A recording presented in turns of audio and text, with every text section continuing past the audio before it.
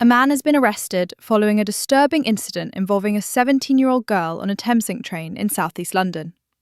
British Transport Police, BTP, report the teenager was inappropriately approached on the platform at Woolwich Arsenal station at approximately 6:10 a.m. on 19th July, before being targeted again in the train's toilet shortly after boarding.